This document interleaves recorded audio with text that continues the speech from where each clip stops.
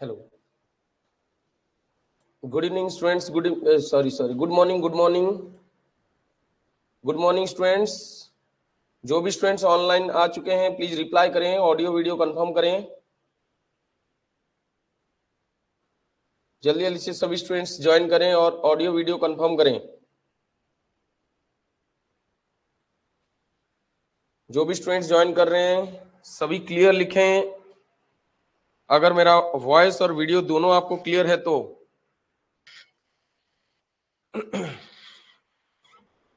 जल्दी जल्दी से क्लास स्टार्ट करते हैं।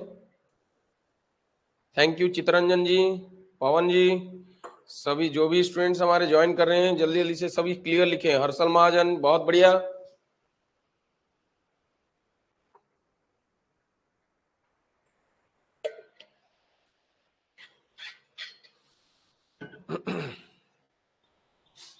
जल्दी जल्दी से सभी आ जाएं।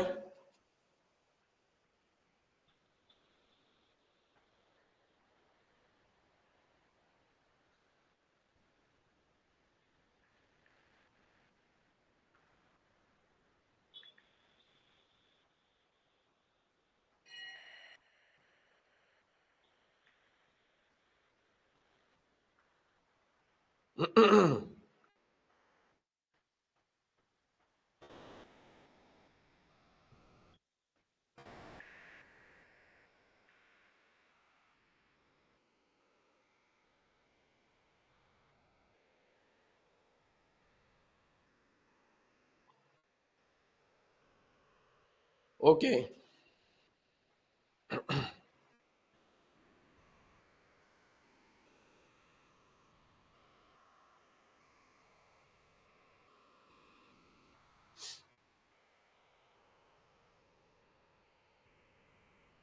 1 मिनट।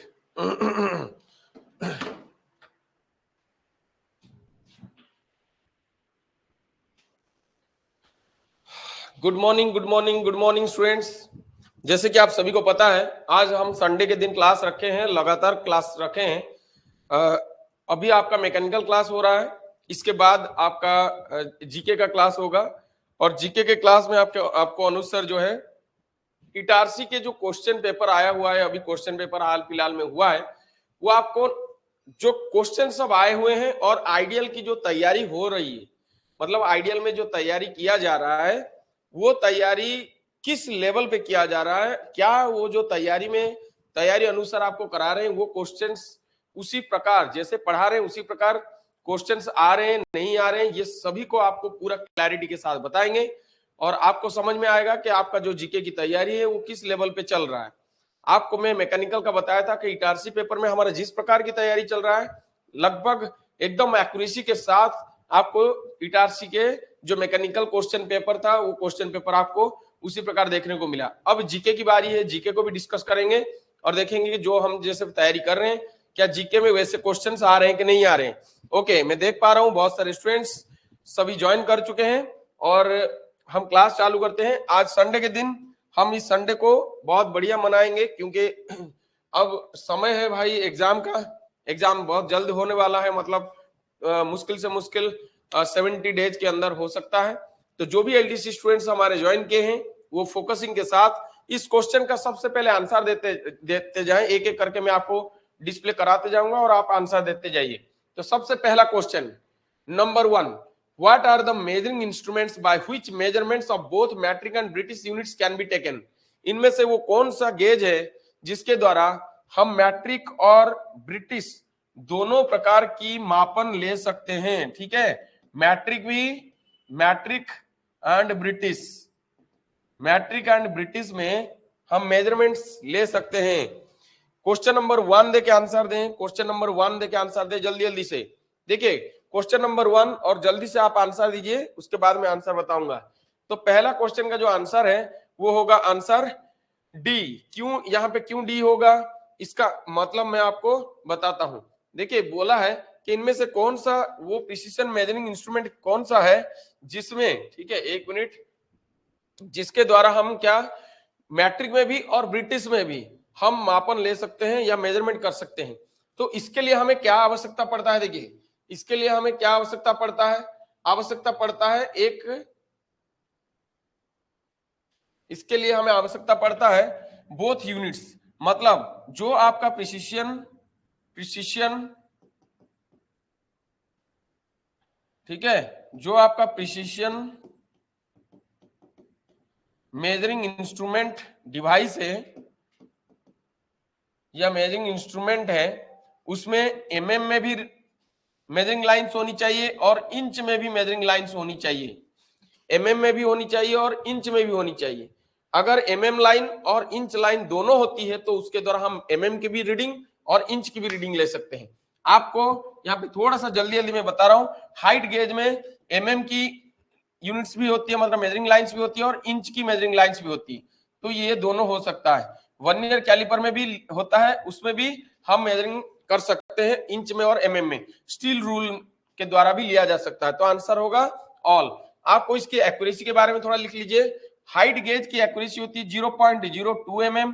वर्नियर कैलिपर को आपको बताया था उस दिन 0.02 mm for standard, 0.05 for dial vernier calliper, 0.001 mm ये किसका है, ये है डिजिटल वर्नियर कैलिपर का, ठीक है। और अगर पूछता है 0.0001 इंच वर्नियर कैलिपर का, ठीक है, ये इसी प्रकार का लिस्ट काउंट होता है, इसी प्रकार का लिस्ट काउंट होता है वर्नियर कैलिपर का। स्टील रूल की जो लिस्ट काउंट होती है वो 0.5 mm होती है, और अगर इंच में पूछता है 1/64 इंच होती है इसकी लिस्ट काउंट, किसका, स्टील रूल का। ध्यान रखें इस चीज को, ठीक है स्टूडेंट्स। ओके, जल्दी से उसके नेक्स्ट देखते हैं। नेक्स्ट क्वेश्चन क्या आ रहा है देखते हैं। नेक्स्ट क्वेश्चन आ रहा है, कटिंग टूल बनाने के लिए इनमें से कौन सी एंगल रखना जरूरी नहीं होती है। ध्यान रखें, नहीं होती है दिया है, ठीक है। तो इसीलिए आप इसको आंसर जल्दी से कर सकते हैं। कटिंग टूल बनाने के लिए कौन सा एंगल जरूरी नहीं है। देखिए आप सभी को मैं बता दूं कि कटिंग टूल बनाने के लिए एंगल की जो बात हो रही है वो किस एंगल की बात कर रहा है, और इनमें से ये एंगल क्या होती है, बढ़िया से देखिए क्या होती है। आंसर होगा फ्लैंक एंगल। क्या, फ्लैंक एंगल। कभी भी कटिंग टूल बनाया जाता है तो 3 नेसेसरी एंगल होते हैं, आप सभी को पता है। एक होती है कटिंग एंगल, एक होती है कटिंग एंगल, दूसरा होती है रेक एंगल, तीसरा होती है क्लियरेंस एंगल, ठीक है। क्लियरेंस एंगल जरूरी होती है। इसके बाद कुछ एडिशनल एंगल्स दिया जाता है, जैसे कि आपको पता है लीड एंगल दिया जाता है, ठीक है। फ्लैंक एंगल नहीं, ये जरूरी नहीं है, ठीक है, ये जरूरी नहीं है।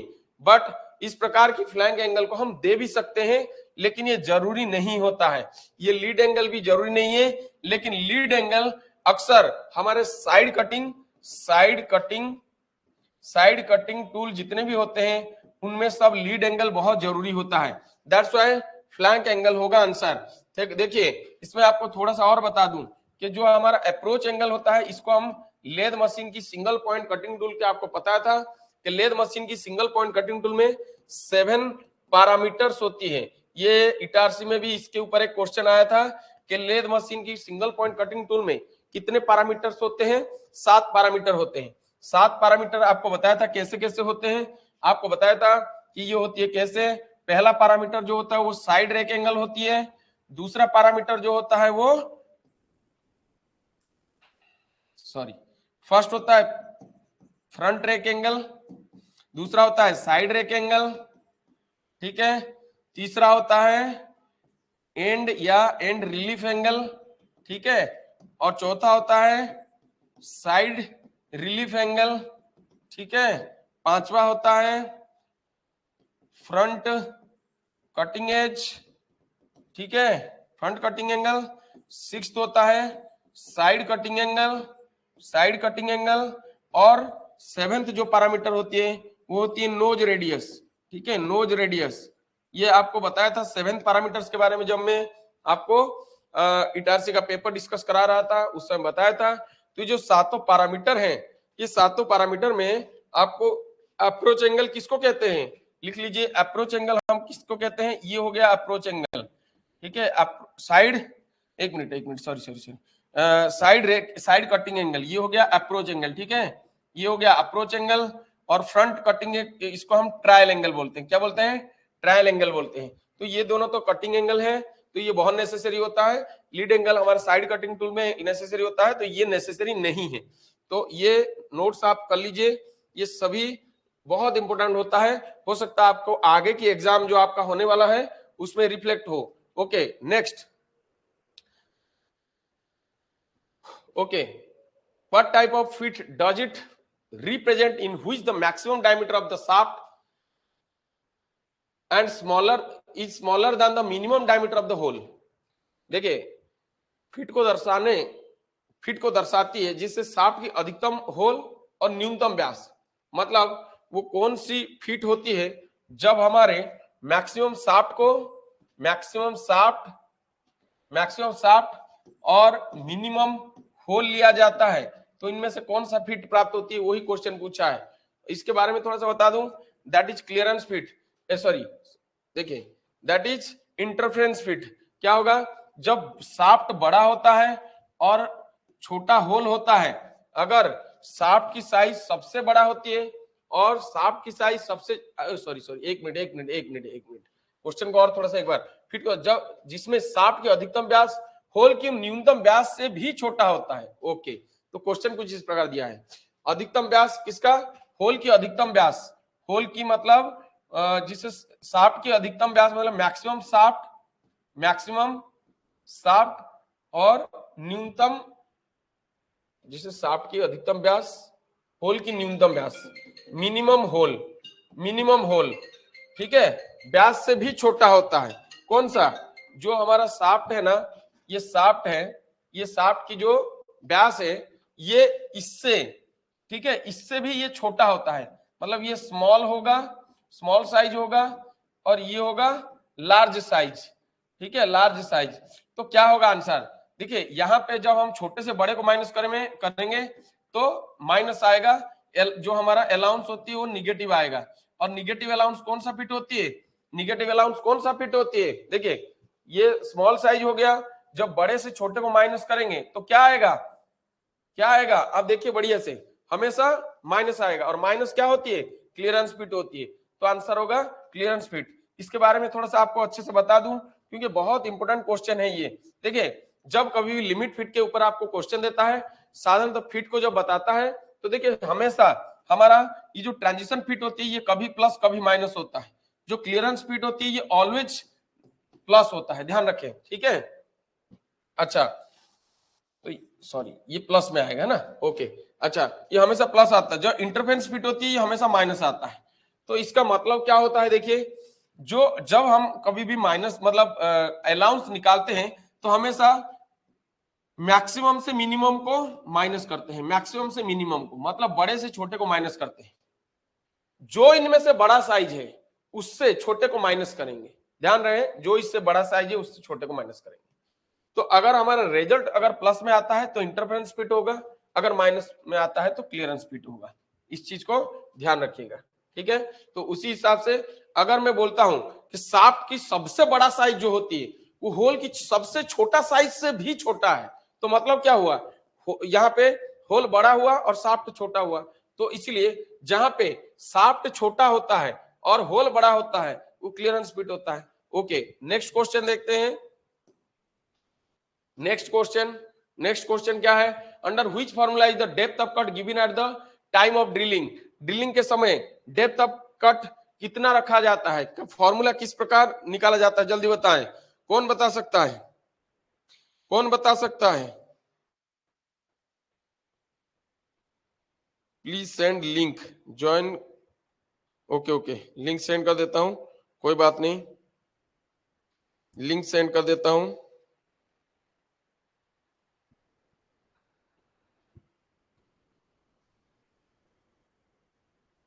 जल्दी से बताएं आंसर क्या होगा, आंसर होगा feed divided by 2।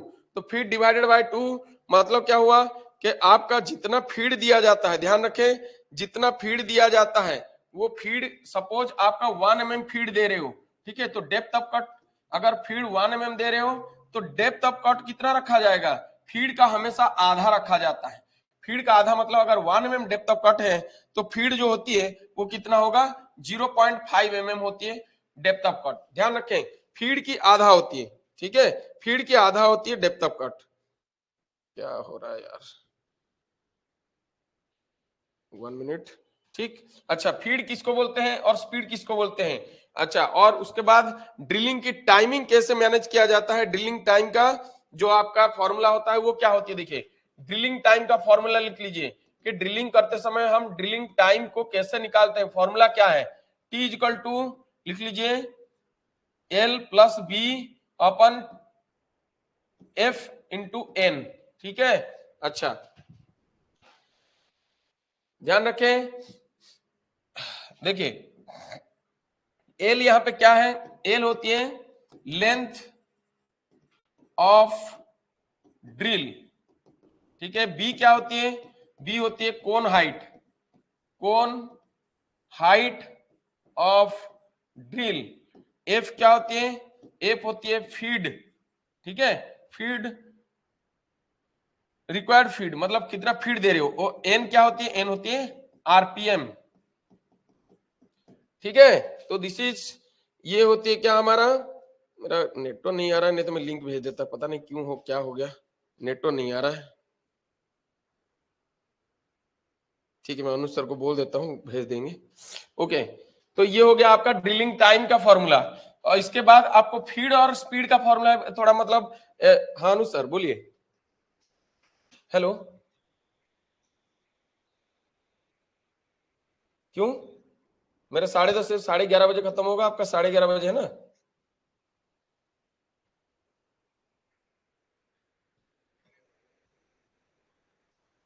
O,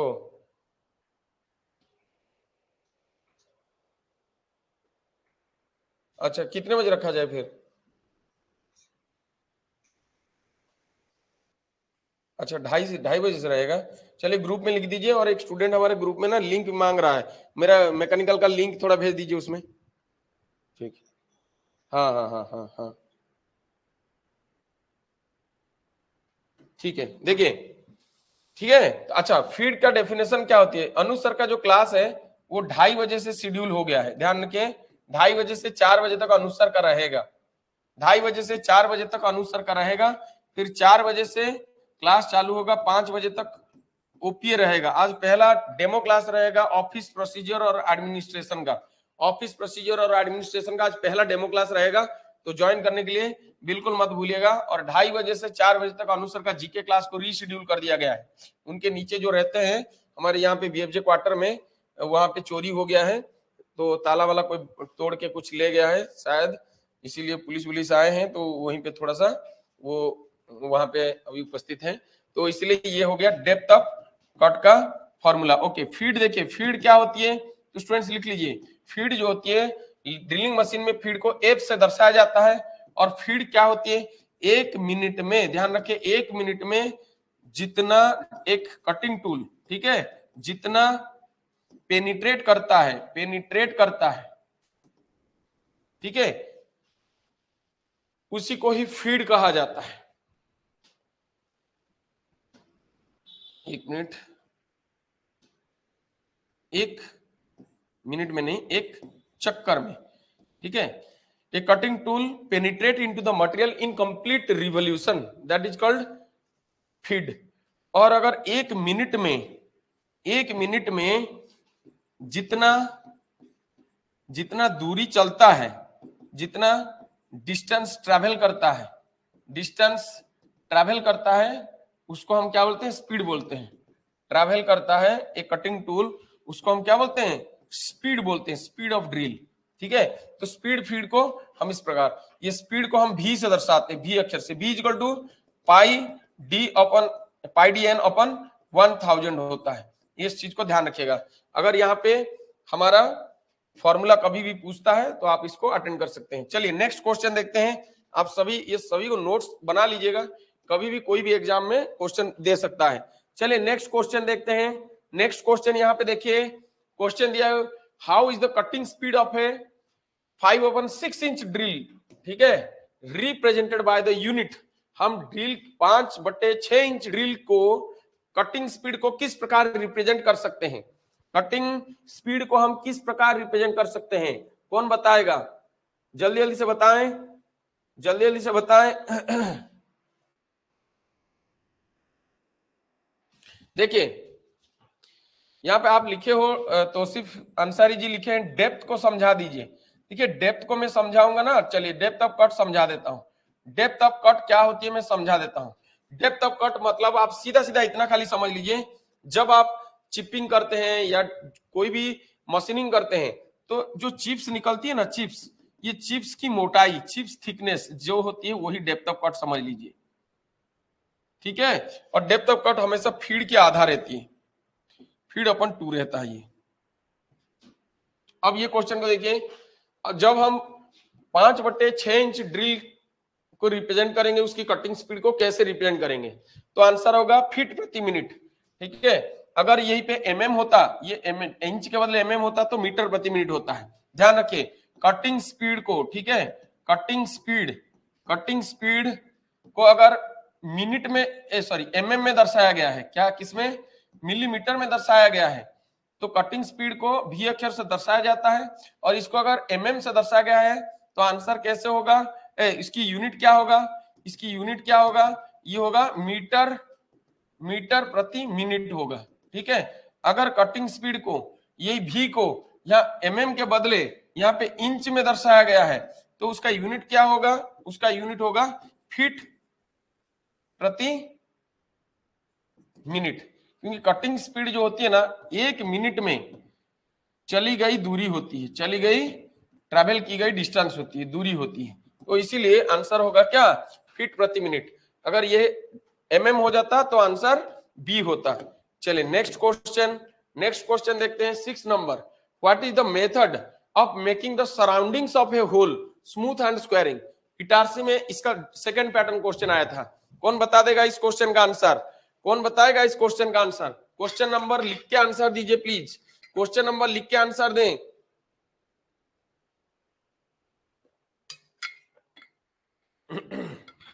question number लिख के आंसर दें। क्वेश्चन नंबर 6 का आंसर क्या होगा, दैट इज स्पॉट फेसिंग। देखिए स्पॉट फेसिंग क्या होती है, एम्बोजिंग क्या होती है, डीप ग्रूविंग क्या होती है, ये सभी चीजों को जानना बेहद जरूरी है। मैं आपको मेटल कटिंग पूरा कंप्लीट कर दिया हूं आपके कोर्स में। मेटल कटिंग में आपको पूरा डिटेल में सब कुछ बताया हूं। एम्बोसिंग मतलब क्या होती है, ये एम्बोजिंग को हम प्रेसिंग ऑपरेशन भी बोलते हैं, बताया था, फॉर्मिंग ऑपरेशन भी बोलते हैं, ये भी बताया था, एम्बोजिंग ऑपरेशन भी बोलते हैं, ये भी बताया था। ये सभी जो होती है हमारा, ये सभी एक ही ऑपरेशन होती है, चाहे आप एम्बोजिंग बोल दो, चाहे प्रेसिंग बोल दो, चाहे फॉर्मिंग बोल दो। ये इस प्रकार की जो ऑपरेशन की एक सबसे बढ़िया उदाहरण होती है नर्लिंग। नर्लिंग एक लेद मशीन में की जाने वाली ऑपरेशन होती है, ये टार्स में क्वेश्चन में आया था। डीप ग्रूविंग क्या होती है, ग्रूव काटने की विधि होती है, उसको ग्रूविंग कहा जाता है। डीप ग्रूविंग भी एक लेद मशीन के द्वारा काटे जाने वाली या स्लॉटर मशीन के द्वारा काटे जाने वाली एक ऑपरेशन होती है, उसको डीप ग्रूविंग कहते हैं। स्पॉट फेसिंग क्या होती है, देखिए जब कभी भी किसी होल के चारों तरफ की सतह को हम समतल बनाते हैं, उसकी चारों तरफ की सतह को अगर समतल बनाते हैं तो उसको क्या बोलते हैं, स्पॉट फेसिंग बोलते हैं। स्पॉट फेसिंग में किस प्रकार की टूल प्रयोग किया जाता है, that is spot facing tool, जिसको बोलते हैं हम क्या, फ्लाई कटर बोलते हैं। क्या बोलते हैं, फ्लाई कटर बोलते हैं। और फ्लाई कटर का प्रयोग, ये फ्लाई कटर का प्रयोग हम मिलिंग मशीन के द्वारा करते हैं, किसमें, मिलिंग मशीन में इसका प्रयोग करते हैं, ठीक है। तो आंसर आप समझ लिए हैं, प्रत्येक चीज को नोट बना के रख लीजिए, हो सकता है नेक्स्ट एग्जाम में आपको इस प्रकार के क्वेश्चन आ जाए। मैं आपको कोर्स में जैसे जैसे पढ़ा रहा हूँ वैसे वैसे देखिए आपके इटारसी में एग्जाम में आया हुआ है, तो आप सभी मेरे खाली पढ़ाई को फॉलो करते जाइए, कोई आपको काट नहीं सकता है। कितना पैसा दे देंगे आपको मैकेनिकल में, कितना पैसा दे देंगे, ठीक है, तो आप उनके बराबर रखोगे अगर सही से ढंग से खाली पढ़ोगे। पूरे थ्योरी आपके आईटीआई लेवल की है, जो स्टूडेंट्स डिप्लोमा लेवल की भी पढ़ना चाहते हैं वो इसी आपको डिप्लोमा लेवल की भी पढ़ाया जा रहा है, क्योंकि डिप्लोमा लेवल की हम जेडब्ल्यूएम को पढ़ा रहे हैं, ठीक है, और आपको आईटीआई लेवल की पढ़ा रहे हैं, क्योंकि आपकी सिलेबस आईटीआई लेवल का है। अगर आपका सिलेबस डिप्लोमा लेवल का होता तो भी हम डिप्लोमा लेवल के आपको पढ़ाते। तो इसीलिए आप सभी जो क्वेश्चंस जो पढ़ाया जा रहा है उसको खाली फॉलो करते जाइए। डिप्लोमा लेवल के भी आपको यही इसी बैच में ही पढ़ाया जा रहा है। आप सभी जानते होंगे अभी आप जेडब्ल्यूएम की स्टूडेंट्स भी यहाँ पे तैयारी कर रहे हैं, तो उनको प्रोडक्शन इंजीनियरिंग उनका भी चल रहा है, आरएसी रेफ्रिजरेशन भी चल रहा है, इसके बाद आईसी इंजन चलेगा, मेटल स्ट्रेंथ चलेगा, तो ये सभी जो है आपको डिप्लोमा लेवल के हैं, तो इसी बैच में ही आपको ये सभी हम पढ़ाएंगे। जिनको पढ़ना है वो पढ़ेंगे, जिनको नहीं पढ़ना है वो नहीं पढ़ेंगे, कोई बाध्यता नहीं है। लेकिन आप ये मत सोचिए कि आईटीआई लेवल के क्वेश्चंस क्यों आ रहे हैं। आईटीआई लेवल का क्वेश्चंस आपके एलडीसी एग्जाम में इसीलिए आते हैं क्योंकि जो आज ए सुपरवाइजर, ठीक है, आज ए सुपरवाइजर, आप एक सुपरवाइजर की नौकरी करने जा रहे हो, मतलब पोस्ट ज्वाइन करने जा रहे हो। आप सुपरवाइज करोगे किसको? आईज को सुपरवाइज करोगे। और आईज साधन तो इस प्रकार के ऑपरेशंस करते हैं, ठीक है, जो मेटल कटिंग वगैरह होता है, आईज इसको करते हैं। अगर उसके ऊपर आपको नॉलेज नहीं रहा, आपको जो ग्राउंड थ्योरी है, जो ग्राउंड लेवल की थ्योरी है, वो आपको जरूरी है जानना, नहीं तो आईज आपको रिस्पेक्ट नहीं देगा। अगर आपको काम पता नहीं होगा तो कोई भी आईज आपको रिस्पेक्ट नहीं देगा, इतना बात तो तय है। तो इसलिए आपको ग्राउंड लेवल की थ्योरी जानना बहुत जरूरी है। अगर आप सपोज यहाँ पे क्वेश्चन दिया है, क्या cutting tool depends on which angle, cutting tool की एंगल कितने प्रकार के होते हैं। सपोज कोई आईज लेथ मशीन में मशीनिंग कर रहा है और एक single point cutting tool use कर रहा है, अगर आप उसके पास जाके कुछ पूछ लिए और वो उल्टा आपको पूछ लिया कि सर बताइए मैं कौन सा कटिंग टूल यूज कर रहा हूं, तो आप अगर उसको ये पूछा और आपने नहीं जवाब दिए तो वो समझ जाएगा कि सर को नॉलेज नहीं है, ठीक है, सर शायद प्रमोट होके आए होंगे। लेकिन आप ओपन वैकेंसी में अगर आए हो, अगर आप फाइट करके एग्जाम आए हो, तो आपको जरूरी है, आपको नॉलेज होनी चाहिए। अगर जैसे ही वो पूछा, आप अगर बोल दोगे कि ये तो सिंगल पॉइंट कटिंग टूल है, इसमें 6 पैरामीटर रहते हैं, अगर फिनिशिंग करता है तो 7 पैरामीटर रहते हैं, टोटल 7 पैरामीटर रहते हैं, ये सभी अगर इतना ही खाली बोल दोगे ना, तो सामने वाला के नजर में आप ना हीरो बन जाओगे। जब आप आओगे स्टेज उसके पास खड़े हो जाओगे ना, तो उसको एक प्राउड फील होगा कि मेरे पास मेरे सर आके खड़े हैं और देख रहे हैं, तो इस प्रकार के एक फीलिंग्स आता है। तो वो इज्जत कमाना बहुत जरूरी है, और इज्जत के लिए आपको ये सभी नॉलेज रखना जरूरी है। चलिए, strength of all classes of cutting tool depends on which angle, इनमें से आपको यही क्वेश्चन एग्जाम में आया था, इटारसी के एग्जाम में। अभी अभी जो 10 दिन पहले इटारसी का एग्जाम हुआ था, यही क्वेश्चन, सेम क्वेश्चन देखिए आया था, ठीक है। थोड़ा सा खाली क्वेश्चन की जो सेंटेंस है ना, इस सेंटेंस अलग टाइप का वो पूछा था, ये एग्जैक्ट वही नहीं है, थोड़ा सा ये मैं लिखा हूं सभी कैटेगरी के, ठीक है। वो लिखा था किसी कटिंग टूल की स्ट्रेंथ किस इनमें से किस कोण के ऊपर निर्भर करता है, थोड़ा सा खाली पैटर्न बदला हुआ है। ऐसे क्वेश्चन हम हमारे स्टूडेंट्स को जब जब एग्जाम होते हैं, ये तो साधारण से साधारण क्वेश्चन है।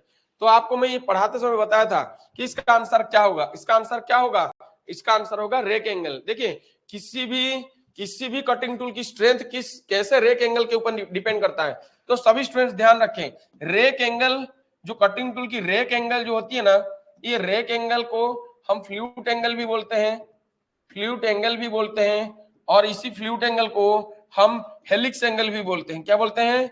Helix angle. ध्यान रखें, rake angle determines flute angle, flute angle determines rake angle, ठीक है। Rake angle determines flute angle, flute angle determines helix angle. अच्छा, ये रेक एंगल फ्लूट एंगल क्या होते हैं?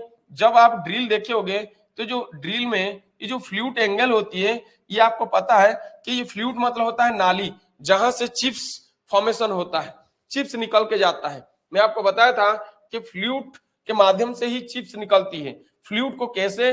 फ्लूट को काटने के लिए हम मिलिंग मशीन में, ठीक है, मिलिंग मशीन में फ्लूट को काटते हैं, ड्रिलिंग मशीन की फ्लूट को, या रीमर की फ्लूट को, या फिर टैप की फ्लूट को हम किसके द्वारा काटते हैं? मिलिंग मशीन के द्वारा काटते हैं। जब हम मटेरियल को काट के उड़ाएंगे तब नालियां बनेगा।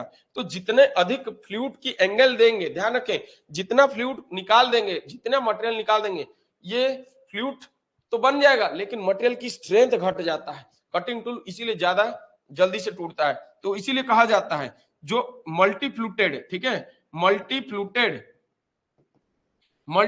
कटिंग टूल्स जो होते हैं, कटिंग टूल्स जो होते हैं, वो हमेशा फिनिशिंग के लिए प्रयोग किया जाता है, फिनिशिंग ऑपरेशन के लिए प्रयोग किया जाता है। और मल्टीफ्लूटेड ड्रिल का प्रयोग हमेशा सॉफ्ट मेटल के लिए किया जाता है, सॉफ्ट मेटल के लिए। और जितने फ्लूट्स अधिक होते हैं उतना अच्छा फिनिशिंग देता है, लेकिन उसकी स्ट्रेंथ घट जाती है, उसकी बॉडी की जो ताकत होती है, जो दृढ़ता होती है, वो घट जाती है और जल्दी से टूटते हैं, ठीक है। यही क्वेश्चन आपके इटारसी में आया था, और आप सभी स्टूडेंट्स जो समझ गए होंगे, या फिर जो हमारे मतलब जो पढ़ रहे होंगे लगातार, उनको ये क्वेश्चंस बनेगा। अदरवाइज वो कटिंग एज में, कटिंग एंगल में आंसर लगा के आ जाएंगे। तो स्टूडेंट्स बिल्कुल कंफ्यूज नहीं होना है।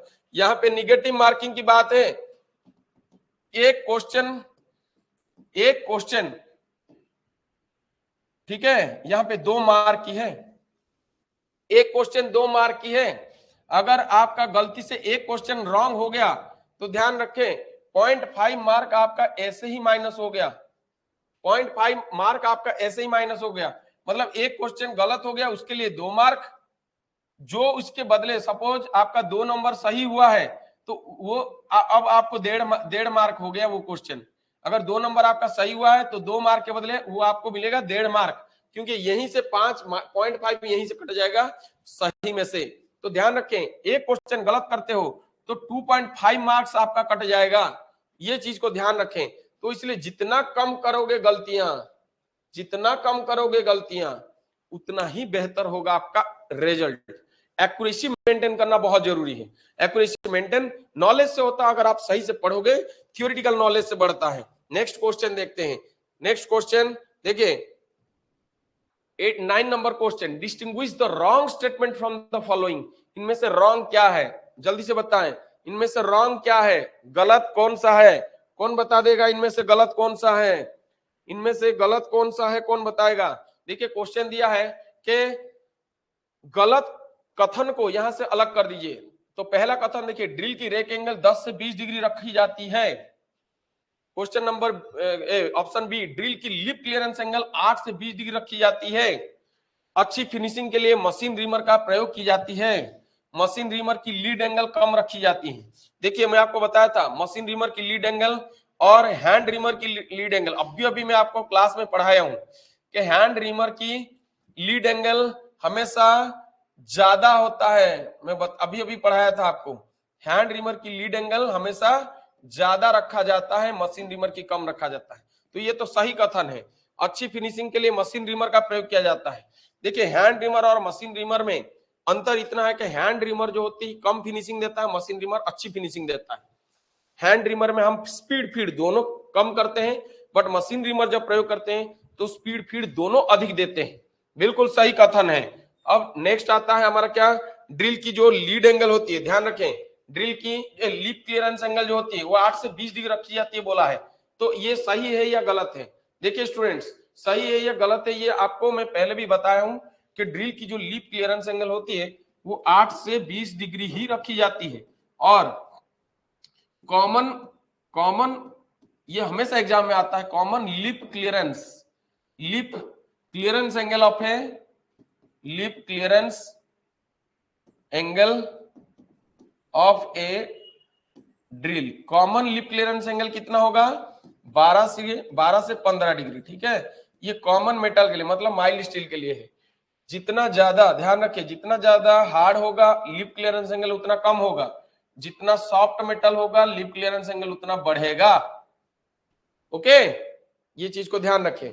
ओके, तो ये भी सही हुआ, ये भी सही हुआ, तो गलत अल्टीमेटली यही गलत हो गया। कैसे गलत हुआ उसको भी हम देखते हैं। देखिए क्वेश्चन क्या दिया है ये समझिए पहले। क्वेश्चन क्या दिया है, क्वेश्चन दिया है कि रॉन्ग स्टेटमेंट को अलग करने। तो ड्रिल की रेक एंगल 10 से 20 डिग्री होता है, क्या सही नहीं है क्या? देखिए सही तो है लेकिन थोड़ा सा गड़बड़ है, ये 10 से 40 डिग्री होनी चाहिए थी, ये 20 कर दिया गया है, यही गलत हो गया है। देखिए ड्रिल की जो रेक एंगल होती है, ठीक है, ड्रिल की जो रेक एंगल होती है, लिख लीजिए, ड्रिल की रेक एंगल जो होती है 3 कैटेगरी में इसको डिवाइड किया जाता है। एक होती है एच कैटेगरी, एक होती है एन कैटेगरी, दूसरा होती है एस कैटेगरी। एच कैटेगरी मतलब हार्ड के लिए, हार्ड मेटल के लिए रेक एंगल 10 डिग्री से लेके 13 डिग्री तक रखा जाता है। नॉर्मल के लिए 18 डिग्री से लेके 30 डिग्री रखा जाता है, आपको बताया था क्लास में। सॉफ्ट के लिए 35 डिग्री से लेके 40 डिग्री तक रखा जाता है, ये सॉफ्ट मेटल के लिए। तो इसी हिसाब से आपको ये थोड़ा सा आपको यहाँ पे 20 डिग्री के वजह से यहाँ पे गलती हो जाएगा। अगर पूछता है कि किसी भी, जैसे मैं बोला कि कॉमन ड्रिल, 3 चीज यहाँ पे लिख लीजिए, आपको कभी भी ये क्वेश्चन में आ सकता है। 3 चीज और लिख लीजिए, मैं इंपॉर्टेंट 3 पॉइंट्स बोल रहा हूं, यकीन मानिए स्टूडेंट्स ये तीनों पॉइंट आपको हर एग्जाम में एक क्वेश्चन जरूर आएगा। कोई भी एग्जाम दीजिए एक क्वेश्चन जरूर आएगा और ये गारंटी है। तीनों पॉइंट लिख लीजिए। पहला पॉइंट कॉमन, तीनों कॉमन कॉमन कॉमन मतलब कॉमन ड्रिल एंगल, लिखिए common drill angle, common drill angle that is 118 डिग्री। दूसरा same common lip clearance angle of drill, lip clearance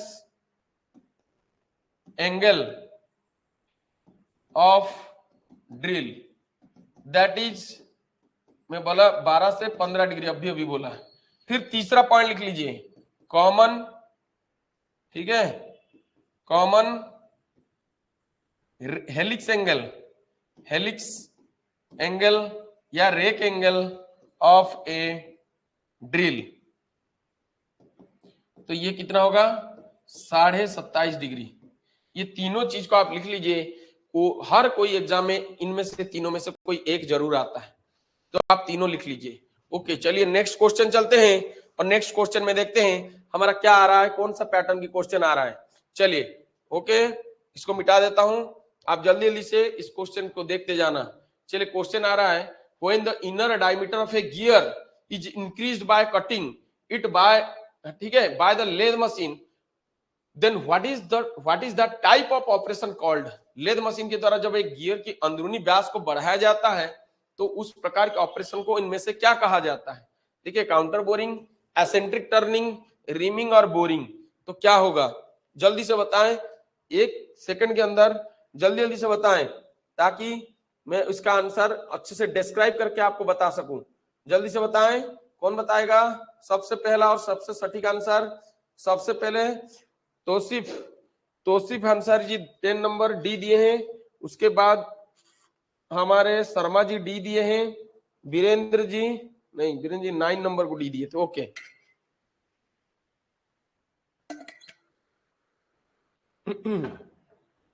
सभी स्टूडेंट्स कोशिश करें कि इसका आंसर दें, क्योंकि आप देखिए मैं आपको बताया था कि 40% क्वेश्चन अगर आपको आपका एलडीसी एग्जाम 2025, अभी मैकेनिकल का बात हो रही है, एलडीसी मैकेनिकल 2025 का जो एग्जाम आएगा ना, अभी गारंटी के साथ लिख के ले लीजिए, 200 मार्क में से 50 मार्क 50 मार्क्स गारंटी क्वेश्चन आएगा कटिंग, मेटल कटिंग से। कहां से क्वेश्चन आएगा? मेटल कटिंग से। मैं आप सभी स्टूडेंट्स को बार बार इंडिकेट कर रहा हूं और आपको बोल रहा हूं कि आपका जो चैप्टर है वो कटिंग टूल नहीं है, ठीक है। आपका जो सिलेबस में है वो कटिंग टूल आईटीआई वालों के जैसे नहीं है, ये डिफरेंट है। कटिंग टूल आईटीआई वालों का सिलेबस है कटिंग टूल, ठीक है, बट आपका इस बार की जो सिलेबस दिया है वो मेटल कटिंग दिया है। इसमें थोड़ा सा अंतर है। अंतर क्या है? कटिंग टूल में टूल्स के बारे में ज्यादा क्वेश्चन आता है, टूल्स के बारे में ज्यादा डिटेल में देता है, बट मेटल कटिंग में ये एंगल वेंगल के बारे में, स्पीड फीड के बारे में और उसके पैरामीटर्स के बारे में इस प्रकार की क्वेश्चन आता है। उदाहरण के तौर पे जैसे ये जो क्वेश्चन पूछा है, ये मेटल कटिंग का एक सवाल है कि एक गियर की अंदरूनी भाग को अगर हम कटिंग कर रहे हैं, ऑपरेशन कर रहे हैं, तो इस ऑपरेशन को क्या कहा जाएगा? तो ये जो ऑपरेशन है ये मेटल कटिंग में जाता है। अगर जैसे आपको क्वेश्चन पूछा आपके कहां पे इटारसी में, एक क्वेश्चन इससे पहले जो क्वेश्चन दिया था कि किस एंगल के वजह से कटिंग टूल की स्ट्रेंथ घट जाती है, और इसी प्रकार के जो क्वेश्चन है ये सब मेटल कटिंग में आते हैं, ठीक है। आपको कटिंग टूल की जो क्वेश्चन है वो कटिंग टूल की इस प्रकार की क्वेश्चन आता है, जैसे कि ड्रिल की कटिंग एंगल कितनी होती है, ड्रिल की लिप क्लियरेंस एंगल कितनी रखी जाती है, फाइल में ओवरकट का एंगल कितना होता है, फाइल की जो टीथ होती है उसकी ओवरकट की एंगल कितनी होती है, अपकट की एंगल कितनी होती है, फाइल की वो भाग जिस भाग में टीथ नहीं होता है उस भाग को क्या कहा जाता है। ये जो क्वेश्चन है ये these are all belongs to cutting tool, ठीक है। तो क्वेश्चन की पैटर्न आपको एक जैसे लगेगा, लेकिन कटिंग टूल से डिफरेंट है मेटल कटिंग।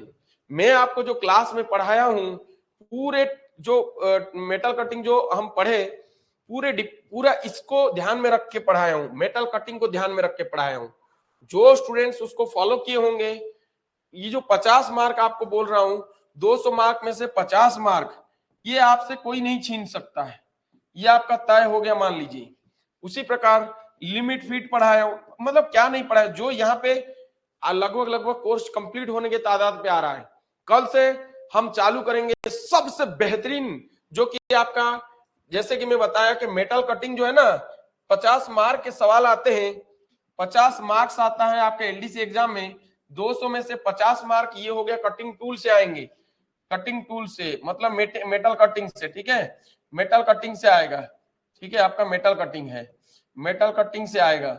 उसी प्रकार ये जो मेटल चैप्टर होता है, मेटल चैप्टर और हीट ट्रीटमेंट चैप्टर, ये दोनों से लगभग 10 क्वेश्चन आएंगे, मतलब लगभग 20 मार्क्स आएंगे, 20 मार्क्स। तो ध्यान रखिए स्टूडेंट्स, ये दो चैप्टर में से 20 मार्क्स आएंगे। और ये जो 20 मार्क्स है ना, ये बहुत आपको लग रहा होगा यार 200 में से 20 मार्क मात्र आएगा, और सर इतना बार बार बोल रहे हैं मेटल पढ़ाऊंगा मेटल पढ़ाऊंगा। स्टूडेंट बात वहां नहीं है, बात यह है कि ये जो 20 मार्क्स है यही आपको लीड दिलाएगा, लीड दिलाएगा, मतलब ये क्वेश्चन साधारण क्वेश्चन नहीं होते हैं। देखिए एक अभी इटारसी में आपको इसी मेटल चैप्टर में से क्वेश्चन पूछा था कि पियरलाइट की स्ट्रक्चर का जो सीडी होता है, क्वेश्चन पूछा था ना कि पियरलाइट स्ट्रक्चर की सीडी के बारे में पूछा था, ठीक है, पियरलाइट स्ट्रक्चर की सीडी किस प्रकार दिखता है। तो आंसर में दिया था ना फिंगरप्रिंट दिया था। तो ये जो क्वेश्चन है ना, ये अगर आप सही से नहीं पढ़ोगे, पियरलाइट स्ट्रक्चर क्या होती है नहीं जानोगे, पियरलाइट को किस स्ट्रक्चर से प्राप्त किया जाता है नहीं जानोगे, पियरलाइट को स्लो ठंडा करेंगे तो क्या मिलेगा, मध्यम ठंडा करेंगे तो क्या मिलेगा, और जल्दी से ठंडा करेंगे तो क्या कौन सा स्ट्रक्चर मिलेगा, ये अगर नहीं समझोगे तो ऐसे क्वेश्चन को आप छोड़ना ही पड़ेगा आपको। और जो स्टूडेंट इसको कर लेगा वो सीधा 2 मार्क की लीड ले गया, यही जीत दिला देता है। माइनस मार्किंग का जो एग्जाम है ना, वो पहली बार आप देने जा रहे हो। देखिए बहुत सारे स्टूडेंट ये जो आईटीआई की सिलेबस देने की वजह से ना, जो डिप्लोमा होल्डर होते हैं उनमें थोड़ा सा घमंड आ जाता है। जो डिप्लोमा होल्डर स्टूडेंट्स होते हैं, जैसे कि आप सभी स्टूडेंट्स हैं, कुछ स्टूडेंट्स के मन में ना घमंड आ जाता है, अरे यार मैं डिप्लोमा किया हूं, आईटीआई करके ही तो आया हूं, क्या फिर ये फीटर के थ्योरी को पढ़ूंगा। फीटर की थ्योरी, दुनिया में जितने भी आईटीआई की ट्रेड है, सभी ट्रेड की थ्योरी फीटर में है। Fitter is the king of ITI all trade, मतलब जितने भी ट्रेड्स होते हैं, fitter is the king trade off all of them. मतलब ये मान लीजिए कि फीटर कह लेते हो तो इसमें कौन सा ट्रेड नहीं है, ये वेल्डर नहीं है, वेल्डिंग नहीं है, सीट मेटल नहीं है, या पावर ट्रांसमिशन नहीं है, या बेसिक फिटिंग नहीं है, ना मशीनिस्ट नहीं है, कौन नहीं है इसमें, सब है इसी के अंदर। इसीलिए इसको राजा ट्रेड कहा जाता है, और जो इसको क्लियर कर लिया वो सभी ट्रेड को कवर कर लिया, ऐसा कहा जाता है। तो डिप्लोमा वाले सोचते हैं कि हम तो डिप्लोमा कर लिए और आईटीआई करके भी आए हैं, ठीक है, फिटर पढ़ के आए हैं, तो फिर क्या पढ़ेंगे, वही चीज। बिल्कुल सही बोल रहे हो आप। तैयारी दो प्रकार की होती है, एक अकेले तैयारी करना, एक होती है ग्रुप स्टूडेंट्स के बीच में तैयारी करना। जब आप ग्रुप ऑफ स्टूडेंट्स के बीच में तैयारी करते हो और आपको कोई तैयारी कराता है तो उसका नॉलेज आपके पास जाता है। दूसरा चीज क्या है कि अगर कोई आपको कुछ गाइडेंस करता है, बताता है, पूछता है, तो आपकी मेंटल एबिलिटी को आप खुद पहचानते हो। अच्छा, ये जो सामने जो व्यक्ति कुछ मेरे को पूछ रहा है, क्या मेरे से बनता है, अगर नहीं बन रहा है तो क्यों नहीं बना, तो उसको ढूंढो। इससे आपकी जो एबिलिटी है, जो स्किल है आप में, जो पढ़ने का स्किल, वो और बढ़ता है। तो इसीलिए गाइडेंस बहुत जरूरी होता है। अदरवाइज घर में बैठ के भी आप तैयारी कर सकते हो, बहुत बड़ा चीज नहीं है, बट सिलेबस बहुत बड़े होने की वजह से एक टीचर की या एक गाइडेंस की बहुत जरूरत है।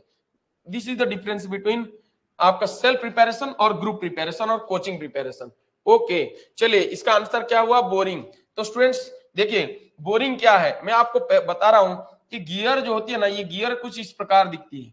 ये जो होल होती है इसको हम क्या बोलते हैं, इनर बोर बोलते हैं, इनर बोर बोलते हैं, क्या बोलते हैं, इनर बोर ऑफ गियर। यहाँ पे दांते कट्टे होते हैं, आपको पता है यहाँ दांते कट्टे होते हैं, गियर के दांते सब कट्टे होते हैं, ठीक है। अच्छा, इसको अगर मुझे बड़ा करना है तो मैं जो ऑपरेशन करूंगा, ये पहले ही होल हुआ है और पहले ही होल को बड़ा करने की विधि को क्या बोलते हैं, आपको बताया था कि ओनली प्रीवियस होल को, ठीक है, होल को लार्ज करने की विधि को हम क्या बोलते हैं, बोरिंग।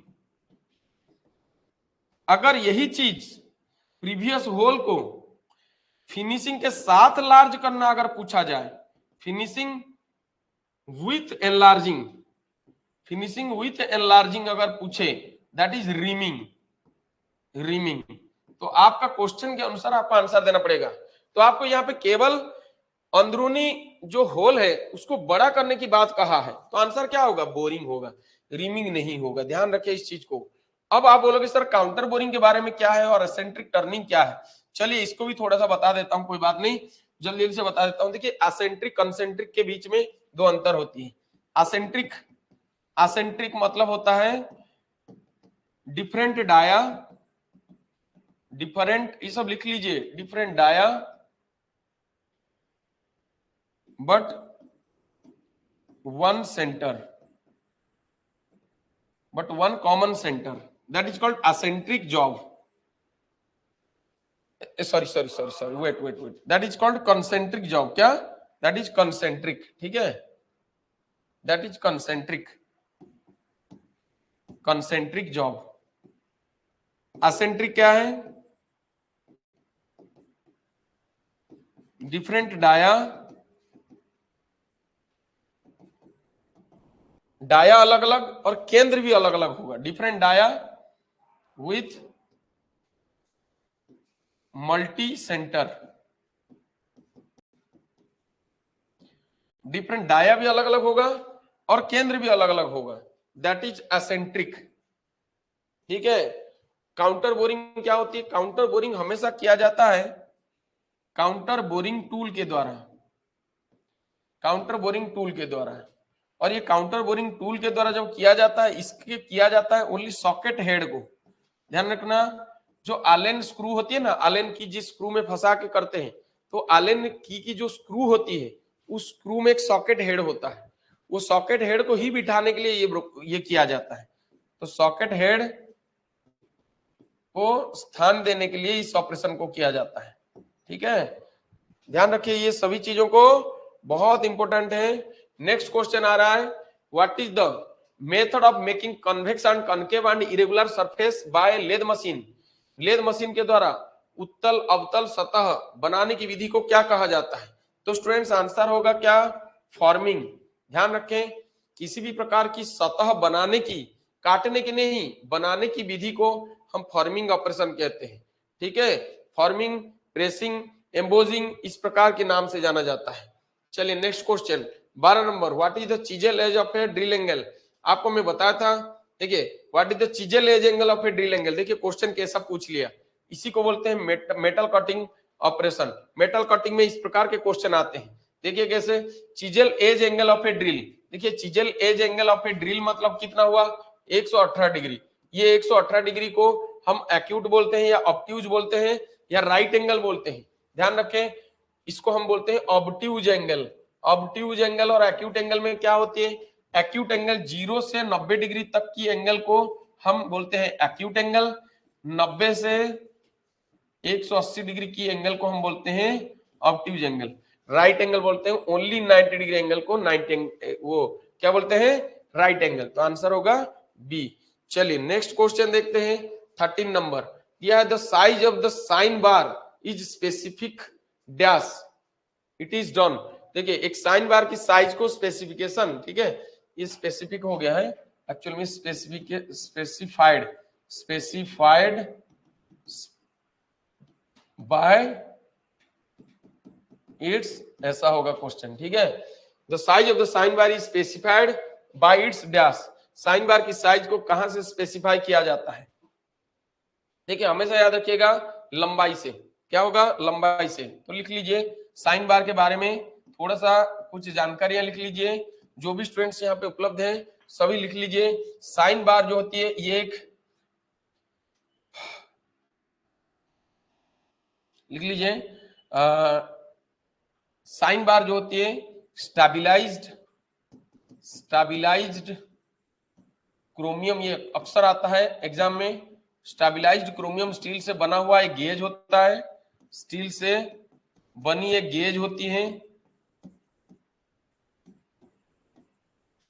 ठीक है। ये साइन बार का काम क्या होता है, ये angle measuring and checking gauge होती है। किस एक्यूरेसी में इसको ये कार्य करता है, इसकी एक्यूरेसी लिख लीजिए।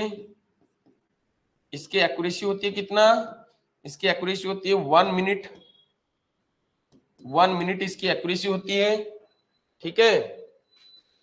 साइन बार की प्रिंसिपल क्या होती है, प्रिंसिपल सिद्धांत, प्रिंसिपल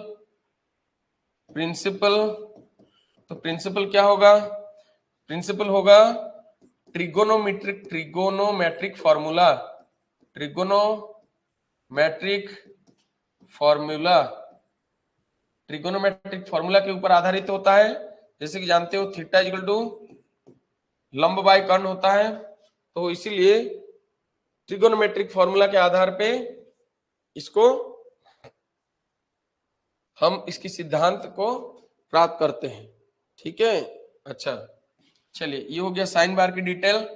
और तो आंसर क्या होगा, लंबाई से। हाँ, लंबाई के बारे में जब बात हो रही है तो ये भी थोड़ा लिख लीजिए। लंबाई में ये 100 mm, 200 mm, 500 mm आदि में मिलते हैं, बट 300 mm में नहीं मिलते हैं। क्वेश्चन आता है कौन सा साइज में नहीं मिलते हैं, तो क्या होगा, 300 mm नहीं मिलते हैं। ओके, नेक्स्ट क्वेश्चन देखते हैं 14 number.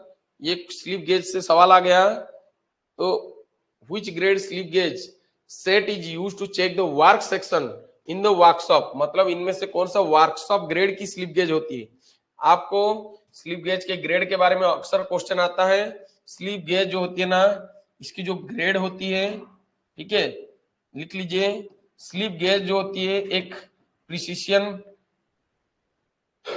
Precision length measurement gauge होती है। प्रिसिशन लेंथ बिल्डिंग करता है, लेंथ मेजरमेंट वो करता है, और हाइट बिल्डिंग करता है स्लिप गेज। ये एक नॉन क्रीपी एलॉय स्टील से बना हुआ गेज होती है, और इसकी एक्यूरेसी होती है 0.001 mm इसकी एक्यूरेसी होती है। ये कई ग्रेड में मिलते हैं, जैसे कि आप सभी को पता है ग्रेड 00, ग्रेड 0, ग्रेड 1 और ग्रेड 2, ठीक है, इस प्रकार मिलते हैं। आप सभी को पता है जो 00 होते हैं ये रेफरेंस ग्रेड होता है, और 0 होती है जो कैलिब्रेशन ग्रेड होती है, ये हमारा टूल रूम इंस्पेक्शन ग्रेड होती है, टूल रूम इंस्पेक्शन ग्रेड होती है, ठीक है। और ये वर्कशॉप ग्रेड होती है, वर्कशॉप ग्रेड होती है। ये सभी जो आता है एग्जाम में, ये 0.0001 mm होती है, 0.001 mm होती है, ठीक है। एक मिनट 0.0001 mm होती है, ये 0.001 mm होती है, 0.001 mm होती है। तो इस प्रकार आपको एग्जाम में आएगा, ये सभी को नोट कर लेना। नेक्स्ट क्वेश्चन, तो इसका आंसर क्या होगा, वर्कशॉप ग्रेड, ग्रेड 2, ठीक है। चलिए नेक्स्ट क्वेश्चन क्या दिया है, cementite and ferrite combined to form a steel structure. देखिए ये कितना बढ़िया क्वेश्चन है। सीमेंटाइट और फेराइट के मिश्रण को हम क्या बोलते हैं, ये उस दिन बताया था, अभी भी बताया, पियरलाइट स्ट्रक्चर। पियरलाइट होती है सीमेंटाइट प्लस फेराइट। ये आगे कल हम पढ़ेंगे ये सब स्ट्रक्चर के बारे में। ऑस्टेनाइट स्ट्रक्चर क्या होती है, पियरलाइट स्ट्रक्चर क्या होती है, सीमेंटाइट क्या होती है, मार्टेंसाइट क्या होती है, ये सभी कल पढ़ेंगे हम। पियरलाइट, सीमेंटाइट, ऑस्टेनाइट, टोरोसाइट, सोरबाइट स्ट्रक्चर, ये सभी कल हम पढ़ेंगे मेटल चैप्टर में, डिटेल में बताऊंगा। बाइनाइट स्ट्रक्चर क्या होती है, ये सभी चीज कल बताऊंगा। मेटल चैप्टर कल से चालू हो रहा है। Next 16 number, the precision of control gauge और रेफरेंस गेज। देखिए अभी बताया कंट्रोल गेज किस एक्यूरेसी में मिलता है, दैट इज 001 से लेके 0001 mm तक। ठीक है, जो रेफरेंस ग्रेड होते हैं, जो रेफरेंस ग्रेड होते हैं, कैलिब्रेशन ग्रेड होते हैं, रेफरेंस और कैलिब्रेशन ग्रेड जो होते हैं वो सब इसी ग्रेड में मिलते हैं। 0.001 mm जो होती है हमारा किस ग्रेड की मिलती है, जो हमारा वर्कशॉप ग्रेड या टूल रूम इंस्पेक्शन ग्रेड होती है। ओके स्टूडेंट्स, मैं देख रहा हूँ स्टूडेंट्स धीरे धीरे कम होते जा रहे हैं। समय ज्यादा हो रहा है क्या? 11:30 हो गया इसीलिए। चलिए कोई बात नहीं। देखिए, the metal of slip gauge block किससे बनी होती है? अभी अभी बताया, नॉन क्रीप एलॉय स्टील से बनी होती है हमारा स्लिप गेज। चलिए नेक्स्ट क्वेश्चन देखिए, 18 mm रिमिंग अलाउंस। वाह वाह, ये क्वेश्चन भी मजेदार है। अभी अभी ये सभी क्वेश्चन, ऐसे क्वेश्चन सभी एग्जाम में आ रहे हैं। देखिए, जो रिमिंग अलाउंस की बात हो रही है, मैं आपको क्लास में बताया था रिमिंग अलाउंस का मतलब क्या है। रिमिंग अलाउंस का मतलब होता है, ठीक है, रिमिंग अलाउंस का मतलब क्या होती है, देखिए कि ड्रिल करने के बाद, ठीक है, पहला रिमिंग अलाउंस, रिमिंग जो होती है वो सेकेंड ऑपरेशन होती है। ठीक है, सेकेंड ऑपरेशन होती है रिमिंग, सेकेंड ऑपरेशन होती है। तो पहले ड्रिलिंग करना पड़ता है, ड्रिलिंग के बाद रिमिंग करना पड़ता है। ड्रिल करने से हमें रफ होल मिलता है, रफ होल मिलता है, और रिमिंग करने से हमें फिनिश होल मिलता है, फिनिश होल मिलता है। तो ये रफ होल को काटेगा रिमर, फिर फिनिश करेगा। तो जितना मेटल काटने के लिए मिलता है उस या काटता है, उसी को ही रिमिंग अलाउंस कहते हैं। रिमिंग अलाउंस जो दिया जाता है, इसके बारे में मैं आपको बताया था। तो रिमिंग अलाउंस एक ये कैलकुलेशन दिया है, 18 mm व्यास के एक छिद्र के लिए रिमिंग अलाउंस कितनी रखी जाएगी। देखिए, रिमिंग अलाउंस मतलब ये जो, देखिए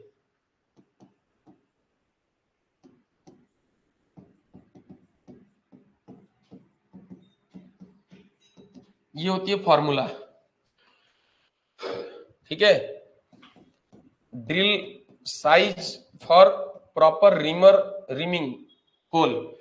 रिमिंग होल के लिए, ठीक है, आपको क्वेश्चन कुछ इस प्रकार आएगा कि आपको ड्रिल साइज किस प्रकार निकालना है, उसी के लिए ये फॉर्मूला है। तो कैसे निकालोगे? रिमर का साइज दिया है 18 mm माइनस ये जो अंडर साइज है ना, इसी का सवाल है ये कि अंडर साइज इसमें से कितना रखा जाएगा। तो ध्यान रखें, अंडर साइज प्राप्त करने के लिए ओवर साइज हमेशा फिक्स रहता है, ओवर साइज हमेशा फिक्स रहता है, that is 0.5 mm, sorry 0.05 mm। ये ओवर साइज हमेशा फिक्स रहता है, बट अंडर साइज को हमें फाइंड आउट करना पड़ता है। फाइंड आउट करने के लिए हम क्या करते हैं, एक फॉर्मूला अप्लाई करते हैं, आपको पता है 0 से 5 mm, 5 से 20 mm, 20 से 50 mm और प्लस 50 mm। मतलब अगर रिमर टूल का साइज इसी के बीच में है, जैसे कि ये 18 mm दिया है, तो 18 किसके अंतर्गत आएगा? इसी के अंतर्गत आएगा। तो रिमर की टूल का डाया जितना होगा उसी के अनुसार अंडर साइज निकलेगा। तो 0 से 5 mm के लिए 0.1 से 0.2 mm अंडर साइज रखा जाता है।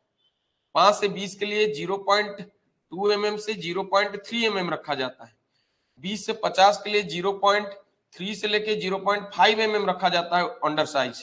प्लस 50 mm के लिए 1 mm रखा जाता है अंडर साइज।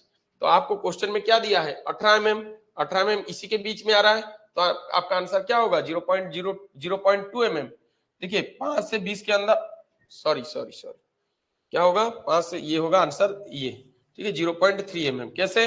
क्योंकि 5 से 20, तो 5 से 20 0.2 से 0.3, बट 18 जो है 20 के करीब करीब है, तो 0.3 रहेगा। या फिर ऐसे कर सकते हो, 5 से 20 को, 5 से 20 तक इसको कैसे आधा आधा कर देना, मतलब 20 प्लस 5 25 हो गया, 25/2 कर दो, आधा कर दो, तो 12.5 mm तक, 12.5 mm तक आप 0.2 ले सकते हो, और 12.5 से 20 तक 0.3 ले लेना। तो 18 जो है वो 12.5 से ऊपर है, तो 0.3 mm अंडर साइज लेना बेटा, ठीक है। ओके, तो ये हो गया आपका, ये हो गया। ओके, नेक्स्ट तो आंसर होगा सी, ठीक है। Next question, the blade can be expanded in the body to the expansion reamer. देखिए एक्सपेंशन रीमर का बॉडी कितना एक्सपेंड कर सकते हैं, तो आप सभी को क्लास में बताया था एक्सपेंशन रीमर मतलब होता है कि इसको हम जब चाहे एडजस्टेबल रीमर की तरह इसको फैला सकते हैं।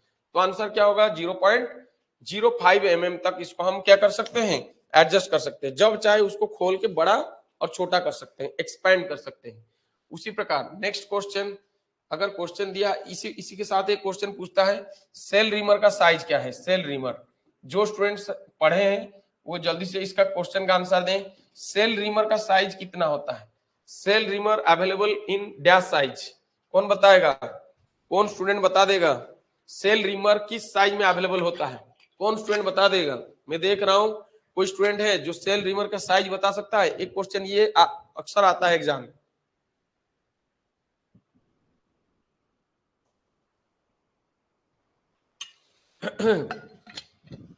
मैं अभी अभी आपको मेटल कटिंग के समय क्लास में पढ़ाया था सेल रीमर में, आपको बैटरी भी दिखाया था कि एक बैटरी जो होती है वो बैटरी जैसे ही होता है सेल रीमर।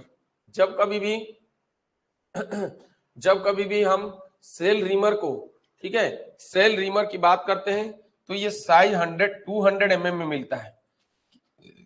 किस साइज में मिलता है? 200 mm की साइज में मिलता है, ठीक है। अच्छा नेक्स्ट क्वेश्चन देखते हैं, ये सब नोट कर लीजिएगा, से इंपोर्टेंट है। 20 which of this IT grade is used in ordinary fit. देखिए आपको आईटी ग्रेड की जो फिट होती है आपको पता है, ठीक है, आपको पता है आईटी ग्रेड जो होती है IT 01, IT, ठीक है, IT 0, फिर IT 1 से लेके IT 16 तक मिलता है। टोटल IT ग्रेड होते हैं 18 प्रकार के। हमारा कहां पे BIS में 18 प्रकार के ग्रेड होते हैं IT ग्रेड्स। IT का मतलब क्या होता है? International tolerance grade. क्या? इंटरनेशनल टॉलरेंस ग्रेड होती है। जितना बड़ा नंबर उतना बड़ा टॉलरेंस, जितना छोटा नंबर उतना छोटा टॉलरेंस। छोटा टॉलरेंस कहां पे दिया जाता है? लिख लीजिए, IT 1 से लेके IT 6 तक ये गेज में दिया जाता है। कहां पे? गेज में। IT 6 से लेके IT 12 तक ये फिट में दिया जाता है, फिटमेंट कार्य में, ठीक है। और 12 से लेके 16 तक ये कोर्स टॉलरेंस होता है। कोर्स टॉलरेंस ग्रेड होते हैं, इनका यूज बहुत कम किया जाता है। तो इस प्रकार लिख लीजिए, ठीक है। BIS में कितने ग्रेड की टॉलरेंस मिलती है? IT ग्रेड कितने मिलते हैं? 18। तो कौन से IT ग्रेड का प्रयोग साधारण फिट में दी जाती है? तो आपको पता है कि IT 6 से लेके आपको IT 12 तक में मिलेगा। बट अगर साधारण फिट की बात करेगा तो IT 04 याद रखना है। ओके चलिए नेक्स्ट क्वेश्चन। 20 क्वेश्चन हो गया है, अभी बहुत सारे क्वेश्चन बचा है, तो ये क्वेश्चन हम बाद में कर लेंगे, ठीक है। आज का क्लास यहीं रखते हैं। मैं देख भी रहा हूँ कि स्टूडेंट धीरे धीरे आपका शायद इंटरेस्ट कम हो रहा है, और ये क्लास को आगे भी कंटिन्यू करेंगे, कभी कभी कंटिन्यू कर देंगे। आई होप आपको क्लास अच्छा लगा होगा, काफी सारी जानकारी मिल रहा होगा। देखिए हम तो कहने के लिए 20 क्वेश्चन किए, लेकिन प्रत्येक क्वेश्चन में कुछ ना कुछ आगे हम डिस्कस भी किए। तो ये जो 20 क्वेश्चन है ये 50 क्वेश्चन के बराबर होते हैं। ऐसे क्वेश्चन अगर आप, मैं बोल रहा हूँ 500 क्वेश्चन भी अगर कर लेते हो तो दुनिया की कोई ताकत नहीं है जो आपको मार्क रखने से बचा लेगा, बेहतरीन मार्क रहेगा, क्योंकि ऑप्शन वाइज आप डिस्कस कर रहे हो। तो ऐसे क्वेश्चन के लिए थोड़ा नॉलेज अच्छा होनी चाहिए, थियोरिटिकल नॉलेज, आपको कंसेप्ट क्लियर होनी चाहिए आपके दिमाग में। क्वेश्चन पे क्वेश्चन और उसके आंसर को कैसे एलिमिनेट करके आपको क्लियर करना पड़ेगा। देखिए स्टूडेंट्स, जो भी स्टूडेंट्स यहाँ पे ज्वाइन किए हैं, कोर्स परचेज जो स्टूडेंट्स किए हैं उनकी बात मैं ये कर रहा हूं कि अगर आप कोर्स परचेज किए हो तो अब ढीला मत दो, आप लगे रहो, ठीक है, प्रैक्टिस पे प्रैक्टिस करते जाओ। जो स्टूडेंट्स अभी खुद प्रिपेयर कर रहे हो तो वो थोड़ा सा अपना तरीका बदले, समय थोड़ा ज्यादा देना पड़ेगा आपको। जैसे मैं आपको एक डेमो के तौर पे दिखाया, आप घर में भी वैसे ही प्रैक्टिस करो। जो सेल्फ स्टडी कर रहे हो ऑप्शन वाइज आप तैयारी करो, ठीक है। समय ज्यादा दीजिए। मैकेनिकल सिलेबस ह्यूज सिलेबस होती है, ह्यूज सिलेबस, इसका कोई अंत नहीं ना कोई आदि है, ठीक है। बाकी सबका लिमिटेड सिलेबस होता है, आपका ह्यूज सिलेबस होता है। तो आपको जितना ज्यादा एमसीक्यूज को, बट आप फालतू फालतू के एमसीक्यूज बिल्कुल टच ना करें। जो आपके सिलेबस के, देखिए इटारसी का पेपर हुआ, पूरा सिलेबस के अनुसार इस बार पेपर गया है, क्योंकि जो सिलेबस ये अब कॉर्पोरेशन बोर्ड ने डिक्लेयर कर चुका है कि जो भी पेपर होगा पूरा सिलेबस वाइज होगा। फालतू फालतू के एमसीक्यूज को अटेंड ना करें, ठीक है। ग्रुप में आप देख रहे होंगे कुछ ना कुछ, कोई कुछ इधर कुछ अपना चमकाने के लिए, नॉलेज चमकाने के लिए कुछ क्वेश्चन कोई भेज देते हैं। आप उस समय ध्यान मत दीजिए। और मैं बता रहा हूं, कोई फालतू ग्रुप में जाके आप वो एमसीक्यूज लगा के नंबर कम आया फ्रस्ट्रेशन हो जाओगे, ये सब करना छोड़ दीजिए, जरूरत नहीं है ऐसे करने। और ऐसे करके आप खुद डिमोटिवेट होने की कोई आवश्यकता नहीं है। आप थ्योरी पढ़ो पहले, अभी आपके पास सफिशिएंट समय है। 15-20 दिन पहले एमसीक्यूज मारना सही रहता है, क्योंकि आप थ्योरी तो पहले कवर कर लो। अगर स्टेप बाय स्टेप लगभग 15-20 चैप्टर को आप कवर कर लोगे तो अपने आप अपना एमसीक्यूज लगाने में मजा आएगा आपको।